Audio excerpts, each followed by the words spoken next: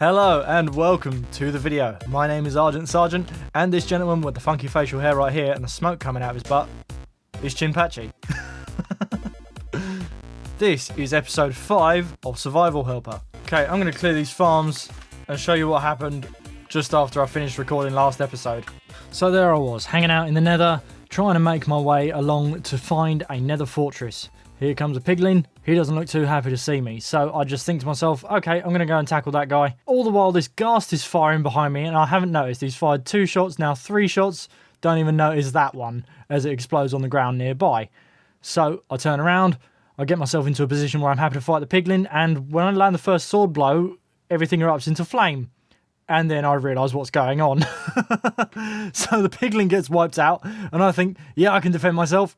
Nope. And I get blasted off the edge, and it is game over for me.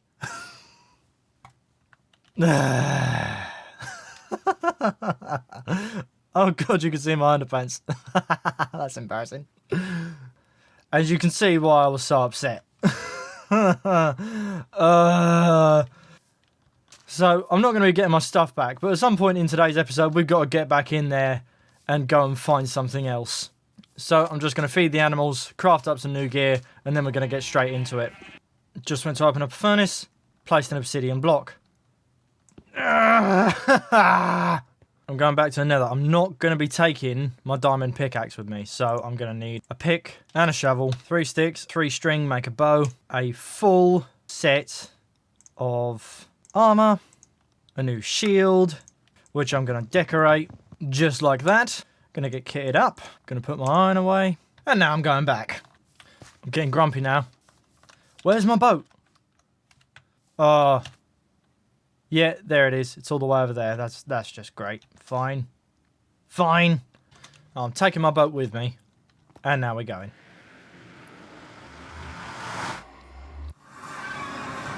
Okay, we are back in our favourite place. Oh no, not you again. Okay, so we're back in my favourite place. Let me take this off. Why are we here? Okay, there are 2 reasons why we're here. The first reason is because I want to find a nether fortress and get some blaze rods. The other reason is because I want to go and find a village. I'm not going to find a village in the nether, but I'm going to find the next best thing. See, there's an interesting fact that's important to know about the nether. Okay, so there's like a dilation in space between the nether and the overworld. If you travel 1 block in the nether, you travel 8 blocks in the overworld. Now, within 100 blocks of my usual base, there isn't a village. So if I travel a couple of 100 blocks here in the nether, put up another portal and jump through it, I'll have travelled even further in the overworld without having to take the time over doing it. But obviously, that's fraught with some risk. But, as you can see, I've already set up a trail of torches that I can follow that will help me to cover a good amount of ground to start with. Brilliant. You're right along my path. Yes, I hit it. I did the thing. Oh my god. Come on. I have got this. I've got this. I haven't got this.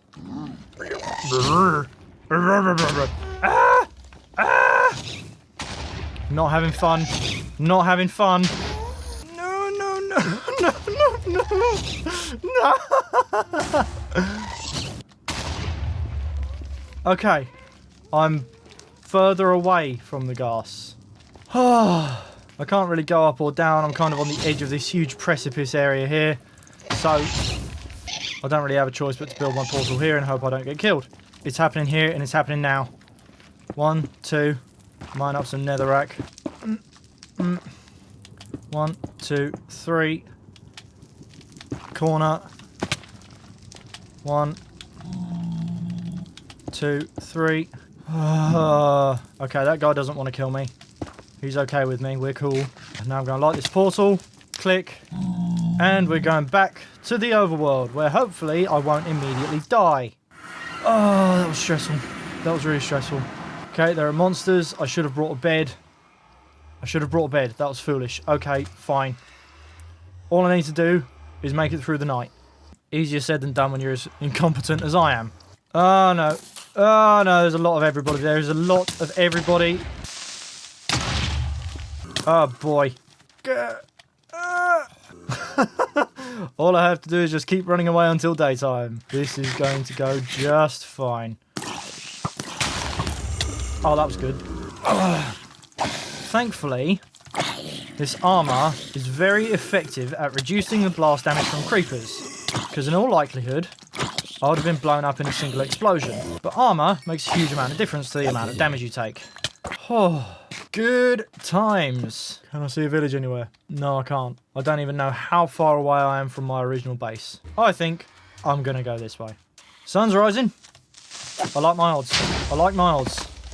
I'm going to have to find a way of making my placement marking more economical. I'm going to mark 2 cobblestone for 1 torch. You have been selected. And our third lucky winner of the day is you. Torch, cobble, cobble, torch, piggy, cobble, cobble, torch, cobble, cobble, torch, cobble, cobble, torch, cobble, cobble, pumpkin, torch, villager. Yes! Hello. Aha! Fantastic. Okay, this is good. We found a village. We found a village. Oh, safety at last. And there's an iron golem. And here's a... Dude, you don't even have a job. Not that that's a problem. This is fantastic. Good for you. I hope you're managing to capitalise on your free time. I'm taking this. This is mine now. He doesn't even care. This is mine. This is mine. Okay. Hay bales. They turn into wheat. They turn into 9 wheat each, which is a huge amount of wheat, which you can trade with a farmer. Hey, dude. Trade it for emeralds. Look. 1, 2, 3. Look at that. Look at that. Oh. Oh, yes, I'm making him rich. He's jumping for joy. Oh, look at the little baby ones. Let's think about what we're going to do here. Oh, he's got an eye patch. That makes him a weaponsmith. Cool. So, what am I going to do now that I'm here? Basically, I'm going to leave my existing base behind. Why am I going to do that? Well, because it's better here. Because there's villagers. Because where there are villagers, there are iron golems. Where there are iron golems, there are iron farms. Where there are iron farms, there are emeralds. And where there are emeralds, there are some swanky villager trades. And you can buy some really, really great stuff off of villagers. So I'm going to get the ball rolling on that. Okay, so I've got my little dirt hut set up over here on the outskirts of this village, but I don't want to be too close to them. I want to have a little bit of distance. So I'm going to go over here towards that little lake over there, because I think that's a really pretty little spot. Sugarcane, nice. Yeah, I like this. I think I can work with this. And in fact, I think I want an island. I want an island. I've always wanted an island, so I'm going to have one. It's going to be there. Yes.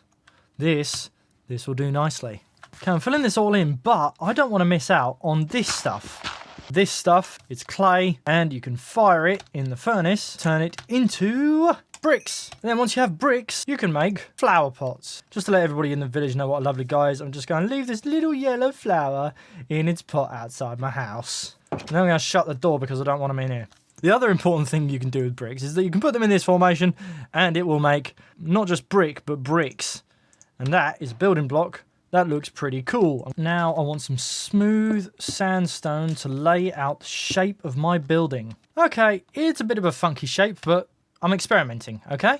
I've got an idea of how I'm going to get some nice new materials in. It involves the villagers over there, and it also involves a little something called a stone cutter. How do I make that? I need 3 stone and 1 iron ingot. Since I'm here and I've got the materials, I'm also going to make a smithing table. Alright, so over here in the village, there are a selection of villagers that don't have a job. But it's not like they don't have the brains to do the job, they just simply don't have the resources. So, if I follow this guy around a little bit and just like sort of pop this here, he'll walk up to it, little green particle effect might take place, and then I can talk to him, and he's a mason. And I can buy bricks off him, but I need emeralds. You're a good man, I'll be back with you in 5 minutes. So now, I need to go over and find my farmer, because I've got something to sell him. That guy's a Fletcher. You can tell by the feather behind his ear. There he is down there. Hey, I definitely didn't steal all this wheat from your village. I can trade that with him. Yeah. And get a load of emeralds. Later on, I'll be able to sell him pumpkins after I've farmed some more of them. And I can obviously sell him the wheat that I've farmed as well. What can I get for my 16 emeralds? Well, let's go and see the weaponsmith. Hey, weaponsmith. I can buy an iron axe for 3 emeralds. I'm stealing from you. Thank you, thank you, thank you. Yeah, he nodded. He's fine with it. We're good, we're in the clear. You might have some good bits. Yes, you do. I'm going to buy some bricks. And now, after that experience bar at the top level's up, I can buy more stuff off him. I can sell him stone, or I can buy chiseled stone blocks. Okay, now let's talk about these big guys over here.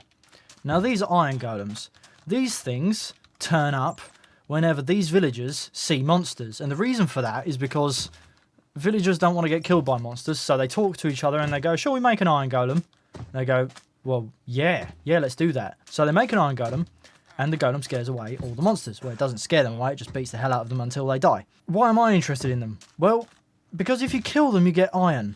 And the reason why I'm standing on this tower here is because these guys are really nasty and they can kill you. So if I build this elaborate platform, but then I'll build that up and that up, he should be completely unable to get to me when I stand in here and hit him. He can't come get me. I'm too high up. But he'll still stand there because he's all like, when you get down here, I am going to beat the tar out of you. But he can't. So he sits there patiently while I murder him. And they're tanky. They take a hell of a beating. But he just dropped some iron ingots. I don't know exactly how many. It certainly wasn't as many as 8, but I believe it's between 3 and 5, or between 2 and 5 per kill. So if you're clever, you can produce an infinite source of iron using that mechanic. And that is 2 pretty huge things that you're able to do once you've got yourself into a village. The first is villager trading, and the second is iron farming. And that is that's serious business. Because when something like that happens, that's when you say, now we're cooking with gas.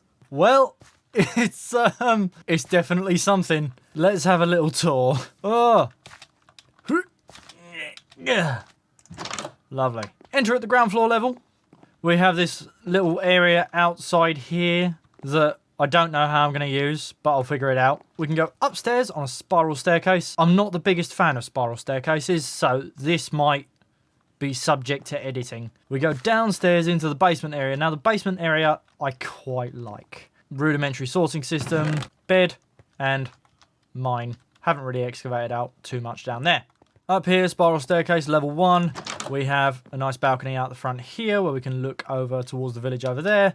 And over there, on the other side of that dune, is another village. And up here on the roof, we've just got these little walls to give that indication of castellations here with the torches on top so that we don't get any monsters spawning. Another balcony at the back.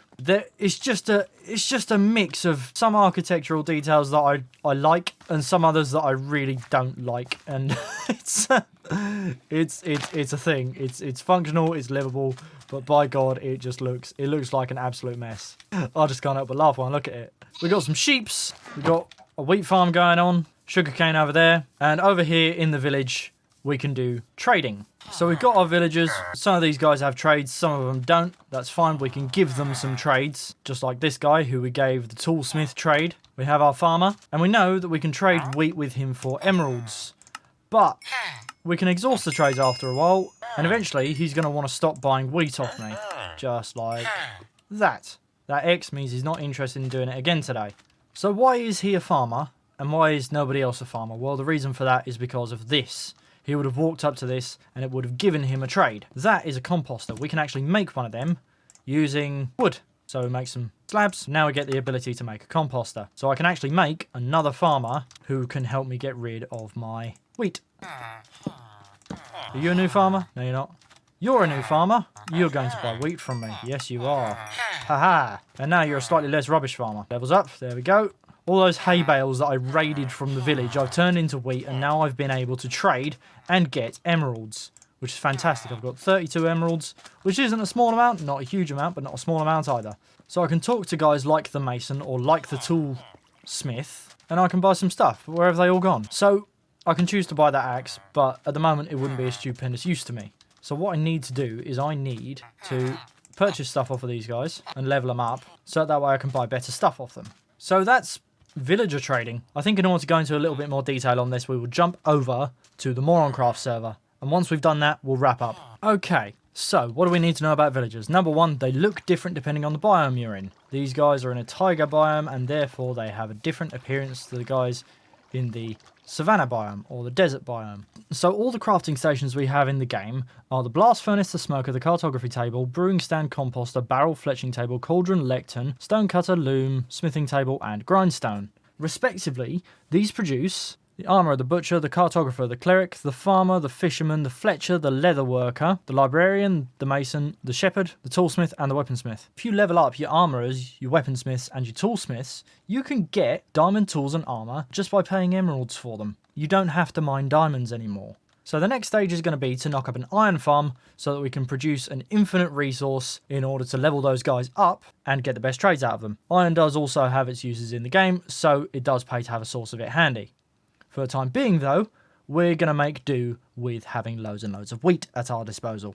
But that's pretty much all I've got time for this episode because I spent all day building this base.